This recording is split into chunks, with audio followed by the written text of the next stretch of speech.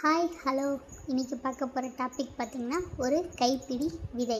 வாங்க கதையை பார்த்துடலாம். ஒரு சிறிய கிராமத்தில் செல்வம் என்ற விவசாயி வாழ்ந்து வந்தார். அவரிடம் பெரிய நிலமோ அதிக பணமோ இல்லை. இருந்தாலும் தினமும் அதிகாலையில் எழுந்து தன் சிறிய நிலத்தில் வேலை செய்வார். ஒரு வருடம் மழை சரியாக பெய்யவில்லை. விதைத்த பயிர்கள் எல்லாம் காய்ந்து போயின. செல்வத்தின் வீட்டில் சாப்பாட்டுக்கே கஷ்டமான நிலை. ஒரு நாள் அவர் வீட்டின் முன் ஒரு சிறுவன் நின்று கொண்டிருந்தான். அவன் கையில் ஒரு சிறிய துணிப்பை இருந்தது. அண்ணா, எங்கள் தாத்தா கொடுத்த விதைகள் இது. எங்கள் நிலத்தில் போட இடமில்லை. நீங்கள் இதை விதைச்சுக்கோங்க. செல்வம் அந்த விதைகளை வாங்கி கொண்டார். தம்பி, மழையே இல்லை, இது எப்படி வளரும்? சிறுவன் சிரித்து கொண்டு, மழை வருமா வராதா நமக்கு தெரியாது அண்ணா, ஆனால் விதைக்காமல் இருந்தால் நிச்சயமா எதுவும் வளராது என்றான்.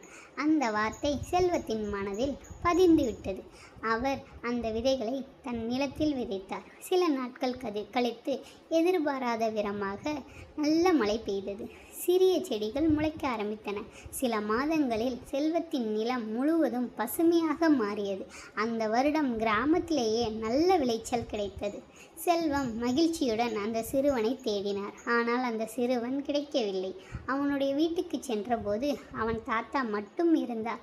தாத்தா சிரித்து கொண்டு, அந்த விதைகள் எங்கள் குடும்பத்தில் பல தலைமுறையாக பாதுகாத்து வந்தது.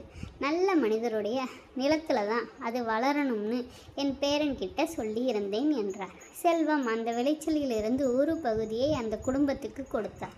அடுத்த வருடம் அதே விதைகளை செல்வம் கிராமத்தில் இருந்த ஏழை விவசாயிகளுக்கு இலவசமாக பகிர்ந்தார். அப்போது அந்த சிறுவன் சொன்ன வார்த்தையை நினைத்து கொண்டார். விதைக்காமல் இருந்தால் நிச்சயமாக எதுவும் வளராது. கதை சொல்லும் நீதி. வாழ்க்கையில் நம்மால் முடிந்த ஒரு சிறிய நல்ல செயல் ஒரு நாள் பல பேருடைய வாழ்க்கையில் பெரிய மாற்றத்தை உருவாக்கும். நன்றி. கதை பிடிச்சிருந்தா சப்ஸ்கிரைப் பண்ணிக்கோங்க.